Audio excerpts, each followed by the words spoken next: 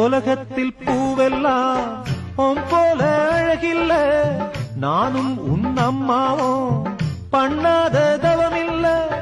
தென்பாண்டி மன்னவனோ முழுகித்தான் முத்தெடுத்தான், தேனே உன் அம்மாவோ முழுகாம முத்தெடுத்தா.